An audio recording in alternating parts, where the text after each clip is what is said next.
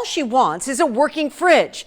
This local says she's reaching out because no one is willing to help. Fighting for what's right, Channel 13 turned to the manufacturer and a local attorney for answers. I'm physically ill. I'm tired of dealing with this. Robin Roberts bought a Frigidaire refrigerator back in November, but she says she started having issues almost immediately. I noticed that the compressor noise, it was rather loud and running continuously. Fortunately, Roberts has a 1-year warranty. She called Frigidaire and they sent someone out. Well, they did send me a copy of the invoice that stated that the compressor was bad, the motherboard is bad, the fan is bad, that everything on it is bad. Roberts was hoping Frigidaire would replace the fridge. Instead, she says they're offering to fix it.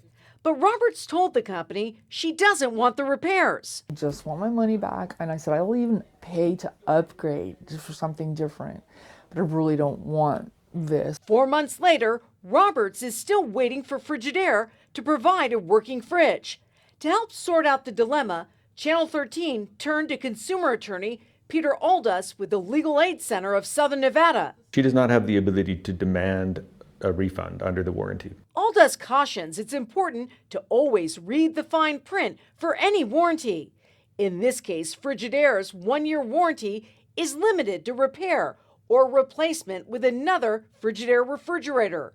So when you're buying appliances, we wanted to know, is it worth paying for an extended warranty? I can't say in any specific case if it's worth it, but I can say that's one of the biggest profit centers for retailers, is these extended warranties. So that means the average person is not getting their money's worth. That's exactly how Roberts says she feels. She says she wants what she paid for. I feel like as a senior citizen, a single woman, that I'm being brushed off and ignored. Channel 13 reached out to Frigidaire.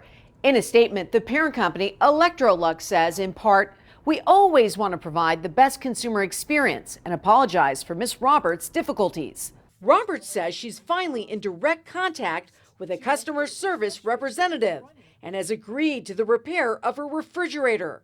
Still, Roberts says she's disappointed and believes the company should have done more. They don't cover food, they don't cover pain and suffering, they don't cover inconvenience. How does that seem fair? We'll continue to follow this story and let you know when Miss Roberts has a working fridge. For Channel 13, I'm Trisha Keene.